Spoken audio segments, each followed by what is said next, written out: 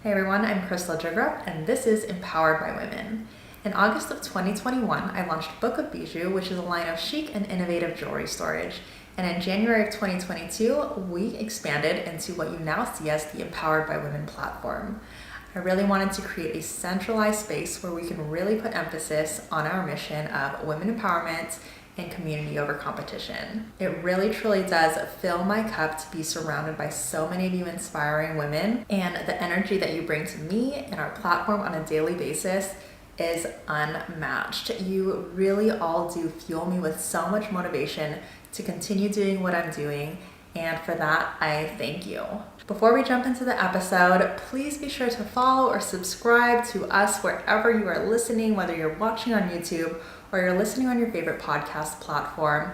And also don't forget to share your favorite episodes with your fellow female founders so that we can continue growing our platform and furthering our mission. All right, let's go ahead and jump into this next interview with another incredible woman in entrepreneurship that I know you guys are going to absolutely love. Today, we have the incredible Gabrielle H. She's the founder of Sequence Partners, and she's continuing to build her stance as this visionary and product career empowerment. I was reading through your bio, Gabrielle, and I love that you really have this focus on innovation and out of the box thinking. So I'm so excited to dive into that. I am very much a creative myself, so I can't wait to hear your take on things and everything that you've been through. But first and foremost, thank you so much for joining us today. Yes, I'm so excited to be here with you, Crystal. Well, let's go ahead and just dive into it. I like to hand over the mic to you and have you tell us about your background and everything that's led up to this point where you are at now with your new company, and tell us what that is. What is Sequence Partners and what are you working on at this moment? Yeah, absolutely. It actually is funny to me that you introduce me or say like I'm a creative too, because I think I spent so many years being like, I'm not a creative. I'm in business. I am a corporate girl. I follow the rules. But when I kind of broke free of that and really started to explore who I am, I definitely am a, business minded person, but I like to do it out of the box. I like to be super creative. So it kind of goes perfectly with my story. I'm a classically trained project manager that spent many years in healthcare corporate doing that. And then by accident, I fell into product management. And then when I got there, I was like, wait a minute, this is a job. This is everything I had dreamed of ever doing. It has a lot of that like need to be organized, need to have structure, but there's this creative and you're making new things and bringing new things to light. And so I fell into it by accident, decided it was where I was always supposed to be, even though I didn't know it was a career path. And I've just kind of chased it, and all the different facets of it since then. And so actually October of this year, I relaunched my consulting firm to be more focused on careers and career empowerment for people who are in the product management space. And so what we do is we take people on this kind of personal journey of figuring out who they actually are at their core, what kind of environments do they actually thrive in, and then helping kind of match make them to this career ladder and this career path that makes sense in product management based upon who they actually want to show up as in their world. So you're working with individuals, not organizations that already have like their employees lined up. Yeah, I work with individuals to get them ready when they're ready to make a move, figure out what their next role is. Right now, obviously, the industry is pretty weird and pretty down. So it's been a lot of people who are laid off and trying to figure out what's next for them. But yeah, we definitely support more of the people side of things. And then we have an incredible network of recruiters that are just kind of our friends and our buddies. And so once we've kind of worked through with our clients to figure out who they are and how they want to show up, then we can start to present them to our recruiters and our recruiter networks. That way they can start to find the right matches for themselves. I want to dive into that a little bit more because you're talking about helping them figure out who they are and what they're going to be good at. What are they going to be doing for a career?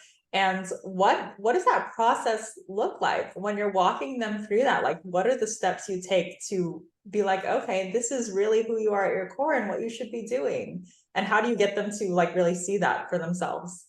Yeah. So, honestly, it starts with just kind of journaling and asking questions. So, I have this blueprint that I give to all of my clients, and it's just this thing that I tell people. Some people finish it in an hour, some people finish it in a month. It really just depends on where you're at and how deep you want to dive into who you are. And so, there's some kind of journal prompts throughout that to figure it out. And a lot of it is figuring out what kind of roles and environments, and I don't mean career, but just in general life, do you feel happiest in? Do you thrive the most in? So for me in particular, and this all was created from my own journey, right? I had many twists and turns to figure out, even though I knew I loved product management, where in product management did I want to grow my career? Because I always thought I had to grow these big companies, right? In order to become a CEO, you've got to go to a company big enough that has a CEO. And so that was the path that I was chasing. But when I really slow down and look at it and embrace that creative side of me, I want to move fast. I want to break status quo. I want to change things. So for me, that means in product management, I need to be at startup size companies.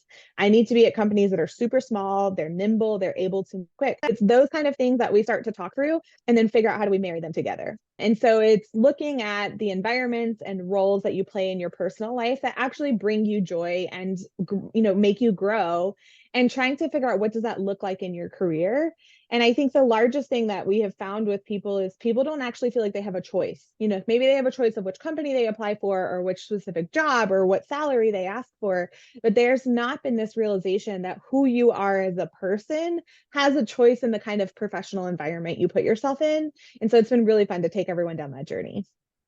Yeah, that's so interesting. And even if people do recognize that they have that choice, that's a very scary choice to make, right? And then I love that you mentioned, you were in this big corporate career because you were like, oh, there's the CEO position already established. That's what I'm aiming for. But then along your own path, you recognized there's so many limits that are being placed on me because I'm in this big corporate career where everything has already been pre-established and they have this routine that they're already focusing on, and I don't have the room for that creativity, for that innovation.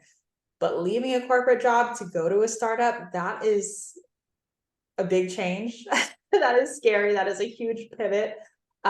So talk to us about kind of the mindset that has to accompany that kind of change in someone's life. Yeah. And I think that's part of why I focus on the person before we focus on a career, for that exact reason. It is a huge shift and you've got to be prepared to make that shift. And so one of my kind of key determining factors of if I'm the right person to help someone who's looking for a career coach in this space is, are you ready to put in the work? And I don't mean like working 9 to 5 and all of that, but like personally with yourself, are you ready to put in the work? Because from someone who was I bounced around for so long because I couldn't find that right match for me. I always thought it was me. Like, what's wrong with me? How come I keep going to all these places and I'm never satisfied? I'm here for like a year and then I'm burnt out or I want to do something different. And it was because I wasn't aligning myself to like these right, places and environments that I want to work in.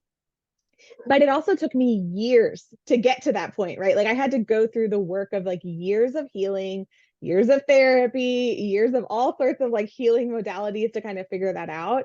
And so it definitely is a lot in your mindset of like what your expectations are and what you're looking for in your next place to kind of prepare yourself for the changes that are going to come.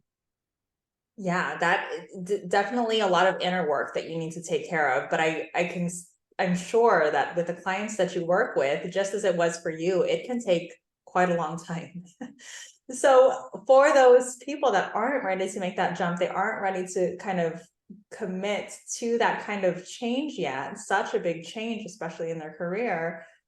Do you continue to work through them? Like, what are the next steps you take them through? Or is it kind of just like we're not the right fit right now, maybe, in a few years we can touch bases again to see where you are at? What does that look like? Yeah, I do some one-on-one coaching for people who are, maybe I'm not ready to make the leap yet, but I know I'm going to want to in a year or 2 years. So I want to start preparing myself for that. Definitely I do some coaching there.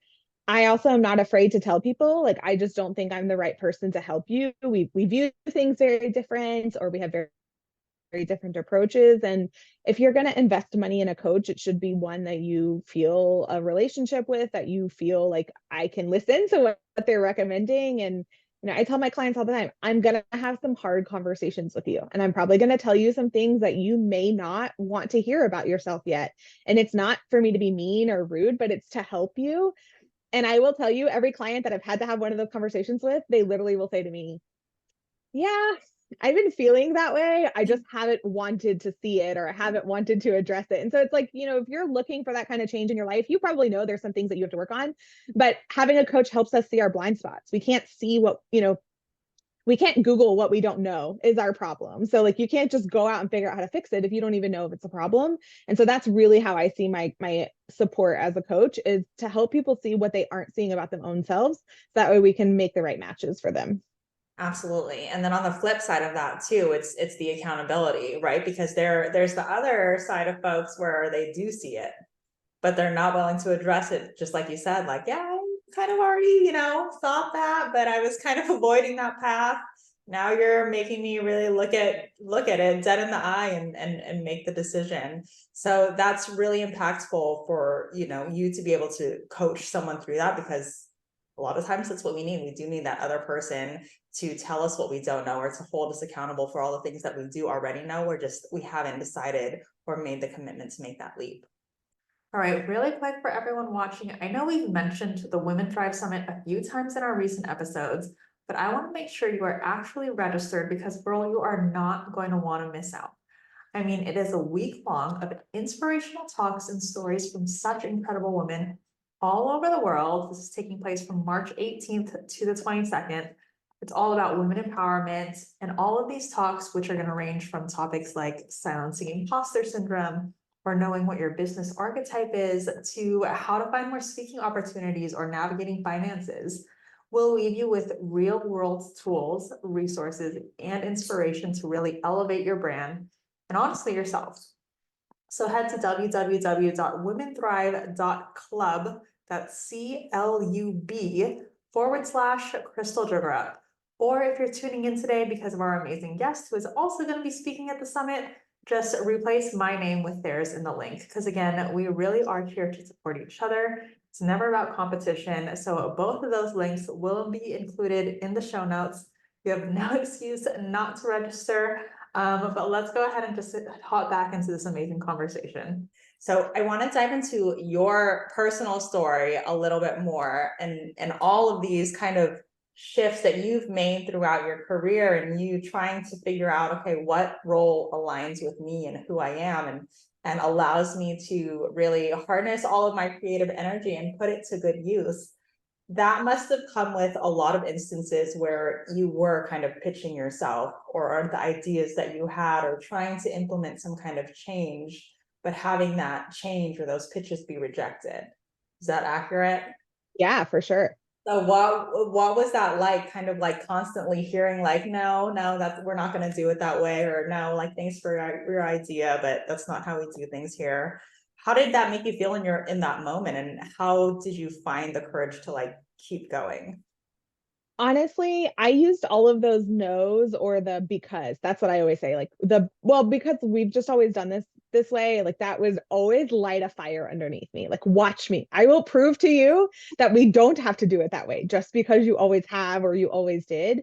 And you're right. I think that definitely contributed to why I bounced around for a while, because those literally lit a fire underneath me. And I was like, if I can't do it here, I'm going to go find somewhere where I could. And I look back now at all of my corporate roles, and I think even if I had to change company or change job, I still left an impact where I was. I still will, good friends with many of the, former people I worked with, and many different of my careers.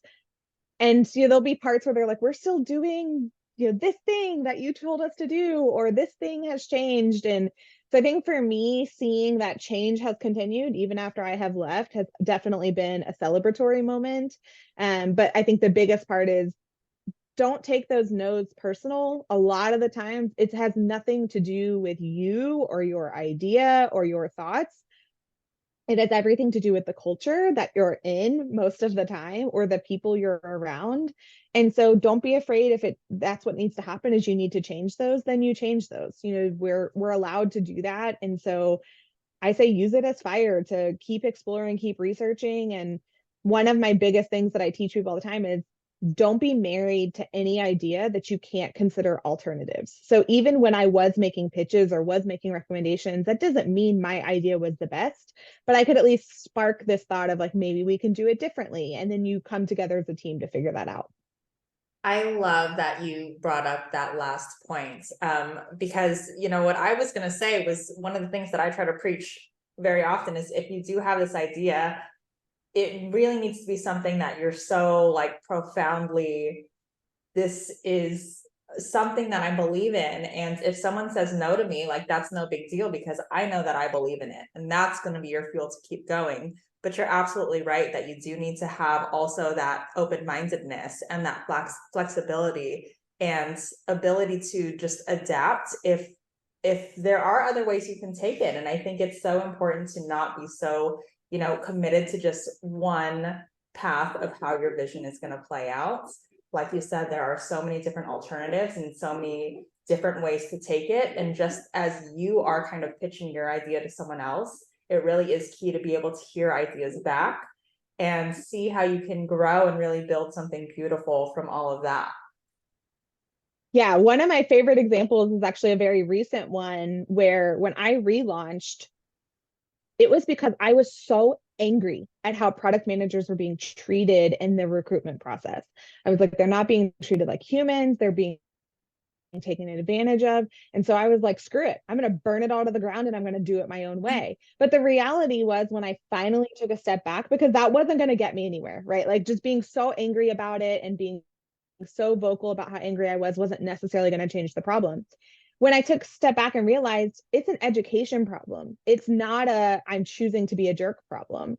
And so I started partnering with recruiters instead of calling them out for what they were doing wrong. And I've built this incredible relationship with them. I've been able to provide education that they were not going to get anywhere else because no one was going to be able to provide it to them. And so it's like nice because if you would have asked me 6 months ago if I was going to be working with recruiters, I was like, heck no, I don't even want to talk to them. They make me so angry. But now, I see the value of I had the right idea. Yes, the system is broken. Yes, there are problems. That was the right idea to be pitching.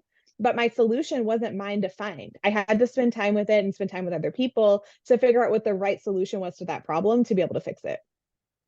That's incredible that were able to really reflect and recognize that you needed to make that shift towards collaboration.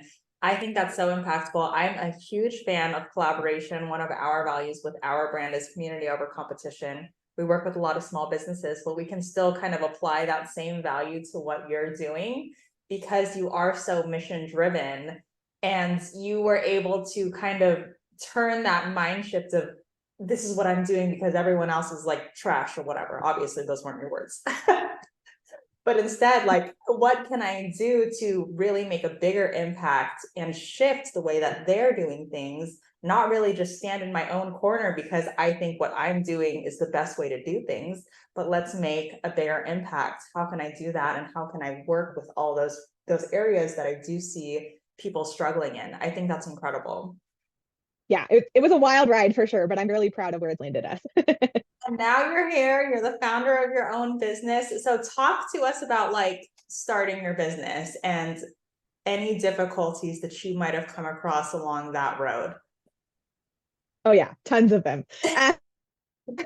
Um, it's interesting to say I'm a founder times two, because when I actually sat back and looked at it, one, I never envisioned myself as an entrepreneur. I loved working in corporate, and I probably would still do that today if I had found the right environment and culture for me.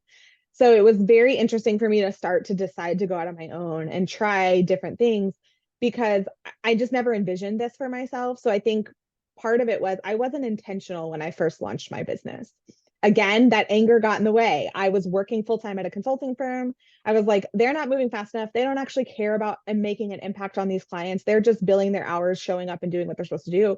And it was one of those places I kept getting told no, kept getting told no. And I'm like, screw it. I can go do that myself. I can just duplicate exactly what they're doing and be successful. And I was, but missing that intentionality was a huge part of it because you can only show up unintentionally and successfully together at the same time for so long before eventually you're burnt out or your business isn't successful because you're not showing up the way you're supposed to. So I will say learning to be intentional with everything you're doing in your business is one of my biggest like learnings for launching. And then the other part was letting go of the control that I had to be the one to do everything. And that is down to like bookkeeping. When I tell people I cried for 11 months straight every time I had to close out my books for the business, I am not exaggerating. For 11 months, I cried because I kept saying, this shouldn't be that hard. I can just figure it out. Just buckle down and figure it out. When I can hire it out for 1 hours of my time a month and never look at it or cry about it again until they tell me there's something I need to look at. And so learning to bring in coaches and experts and mentors in areas that were not my lane of expertise, because when you launch a business, you have to know a little bit about all of the parts of the business, but you don't have to be an expert in all of the parts of the business. And that took me a long time to learn. Yeah, I think that's definitely a hard thing for me too, because I'm kind of in that transition space now where I'm like, there's so many things that I want to do, and obviously so many things that I don't want to do within the business aspect, like accounting. And you need to be able to kind of shift into that mindset where it's like, okay, you need to delegate tasks and recognize that your time is worth so much more, really focusing on the growth of your business or all these incredible visionary ideas that you have. One thing you mentioned when you were talking was being very intentional, showing up intentionally. So I want you to try to break that down for us a little bit. What are some key ways that you have been showing up intentional versus, how you might have been doing it in the beginning where it wasn't very intentional at all and you were just, very one track minded? Yeah, certainly. So it starts with, I knew I cared about the people more than anything. And anyone who's worked with a big consulting firm knows that's not necessarily the mission. And so I had to be really clear with myself. What do you actually care about?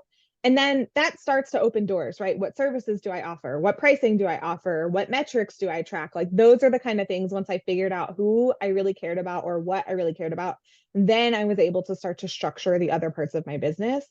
But also when it comes to growing and being intentional in that way, one of my favorite tricks I ever learned was a girlfriend of mine said she put an hourly rate for herself. That was her own personal rate. It wasn't necessarily what she charged clients, but that was her deciding factor of like, is it a me thing that I have to do?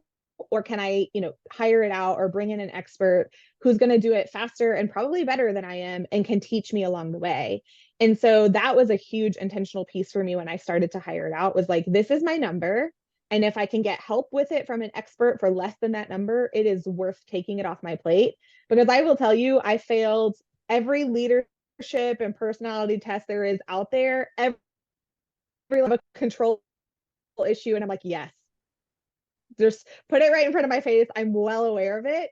But once you start to own a business, you just can't. Like, you yourself are finite. You cannot scale yourself. And so you have to start looking at the business as a business and start to realize, like, what do I actually care about growing in certain areas of my business? And then how do I intentionally grow those areas? That last part where you said you yourself are not finite, that was so good. I want to dive into that because for everyone listening, we were actually in a group call right before this call. And something that you mentioned right before the end of that call was that you were kind of in a different space than everyone, where everyone was kind of like really planning their 2024 and making all these big moves and really like hustling and excited about everything that's growing. And you are currently in a space where you're like, you know what? I'm going to chill out for a second. And you've been running and running and hustling so hard these past 11 months and really building everything that you've built to this day. And you are now working with someone to kind of give you that opportunity to sit back and release some of that power and kind of just lean into the faith that you have in yourself and this business that you've created. So talk to us about that kind of mindset shift and the importance to be able to do that. Yeah. So, yeah, for like the last 11 months, I've been running nonstop, basically building two businesses from the ground up. And it's just a constant, right? The website's constantly tweaking, the social media is tweaking, the messaging, the people, the services. I mean, I have, for both businesses, been in this like constant state of change for 11 months. And as much as I want to power through and feel that energy that all these other women were talking about, I'm learning to listen to myself and my intuition. And so I started working with a manifestation coach, which I will wholeheartedly admit still feels a little woo-woo to me. But I also knew that control was a big factor that was holding me back. And I needed to learn alternative ways to let go of some of that control. Because for as long as I kept trying to hold on to it, I was blocking whatever was next for me. And so I feel very clearly that I've done everything I need to do to set my businesses up for success at the launch of 2024. Now, that doesn't mean I'm not showing up. That doesn't mean that I'm sitting back on vacation for the next 6 weeks, even though one day we're going to claim that one day we'll get a 6 week vacation at the end of the year. Um, but I know exactly what I need to do to kind of ride through the end of the year and then how I'm going to show up in January and beyond.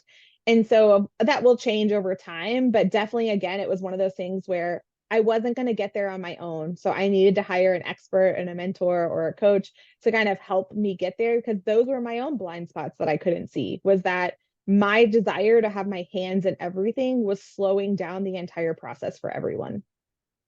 So obviously you are not a manifestation coach, but for you and your personal journey, what are there some kind of like routines other than just like, reflecting on yourself and working on your own mindset? Is there anything that you are physically doing on a daily basis or weekly basis to make sure you're keeping that in check and you're continuing to do all of these things that are allowing you to let go a little bit more and more? Yeah, certainly. First things first is I scheduled a CEO day for myself. So one day a week, which for me it's Mondays, because I just absolutely hate coming back from the weekend to a 9 a.m. meeting and starting the grind right away. I want to start it slower. So Mondays are my CEO day. I don't take any meetings on Mondays as much as I can avoid it. And that's my time that I spend working on the business, being strategic, deciding what's next, planning out what's missing, and reviewing kind of the metrics that matter to me so that I can be intentional with those decisions going forward. The other thing is I am still a paper planner girl. I have tried 750 times to move to digital. I just cannot do it. And so I spend time every morning when I write out my schedule in my planner. I also write out 3 dreams for myself. And maybe they're small, like I want an iced coffee today that I don't have to make. Then like maybe I make time to go do that.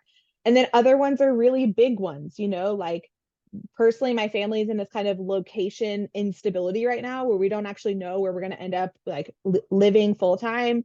And that has been hard for me. So one of my biggest kind of 3 dreams that I've been carrying for multiple weeks now is letting go and being comfortable and knowing I'll eventually know exactly where we're supposed to be. And right now I'm just going to enjoy where I'm at. I love that.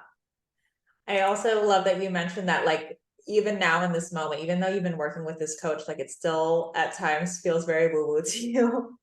Yeah. Talk to us about the mindset when you are getting those feelings. Like you're still in it. You haven't backed out and you're like, nah, this is not for me. You're recognizing that it's, in your best interest, in your business's best interest. But how are you overcoming those kinds of like that reluctance of doing all these things that your manifestation coach is telling you to do? Yeah. So what I will say is I kind of rotate through coaches. So I have multiple for different areas. And so I kind of work with them for the time that I feel like I need that, support and that help. And then I take what works for me, I leave what doesn't, and then I move on to where I think my next blind spot is. But in particular with like the coaches that I still feel like I'm not sure I'm all in, I try to embrace that uncomfort. When I look back, for me, it's been 2 years of a very intentional healing journey and like discovering who I actually am, not just what society told me I was or what my upbringing told me I was. And so I realized in that uncomfortability, I have discovered an entirely new person. Like literally, my husband has told our children, the mom you have today is not the woman I married, is not the woman I started dating. Like she's a totally different person. And for me, I'm really proud of that. And so I knew that's just one of the things that I kind of have to continue is, allowing myself to embrace that. But beyond that, I think one of the bigger things too is I started realizing for me, manifestations are the little joys in life. And so she would talk about, start with manifesting small things. You cannot just start manifesting and say, I want $1 million and then be angry when you don't have $1 million when you wake up in the morning, because that's just not, how it works. And it takes a lot of trust in outside forces to make manifestations come true. But what I can say is like, I'll see little things where I'm like, oh, I wish it was like sunny today because we really wanted to do this thing. And then I'm like, oh, but my schedule's full. I don't have time to take the kids to go to the jumpy place or whatever it is. And then bam, a meeting gets canceled and suddenly I have 2 hours to go take them to do something. And it's like those are the little things that I'm like, oh, I was just thinking about that. And so I've just decided that those are going to be my little sparks of joy, and I count those going forward. Yes, that is so good to just be so grateful of all the little things, not discounting them, right? Because manifestation doesn't have to be this like a big grand vision all the time. It really can be all those little moments where you are sparking joy or recognizing all those beautiful little things in your day, whether it's, the sun shining or whatever, or your ability to take the kids out for lunch unexpectedly and do whatever it is that you want to do. I also love that you mentioned how you have like a rotation of coaches, which is not even something that I would have really even considered, but it kind of goes back to just being very self-aware of who you are and what you need in that moment and seeking that out, right? So you have different coaches for different spaces where you may be at. That's incredible.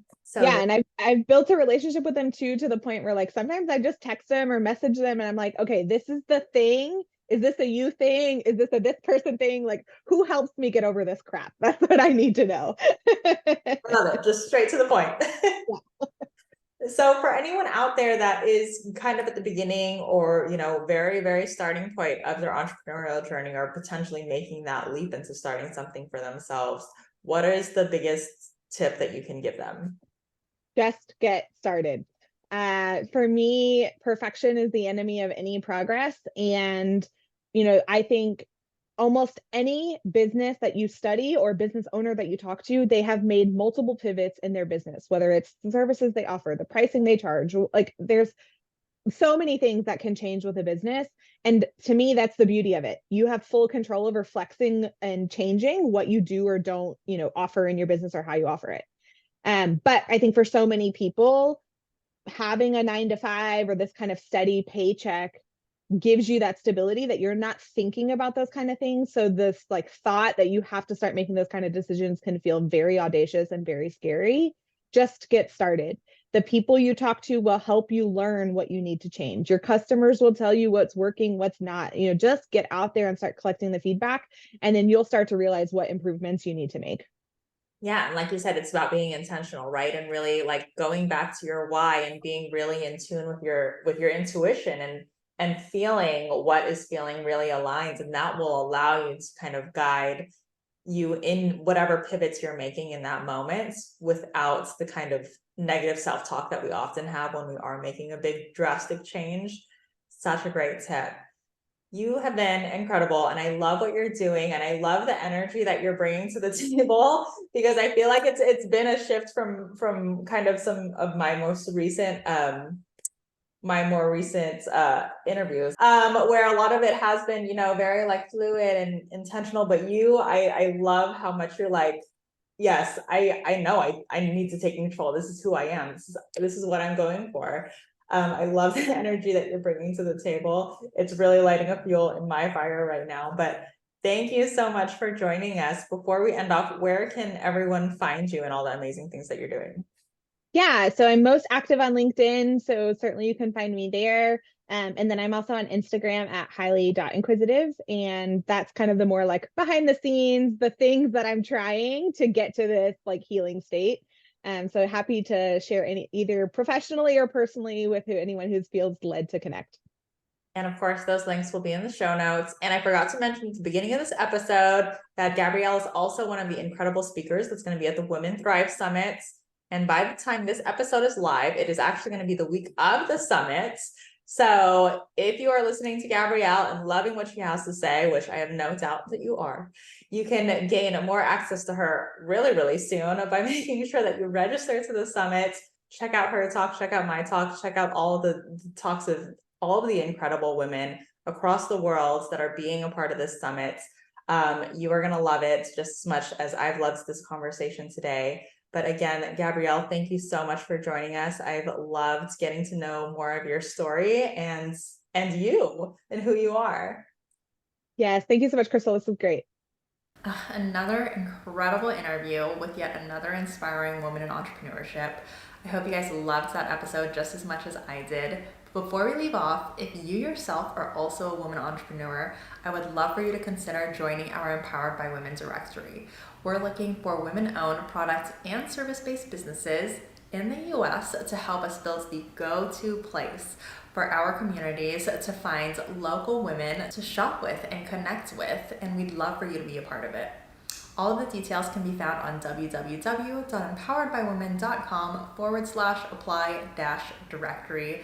Of course, that's going to be linked in the show notes below, and you're also welcome to reach out to me anytime if you have any questions. But other than that, thank you again so much for joining us, and I will see you in the next episode.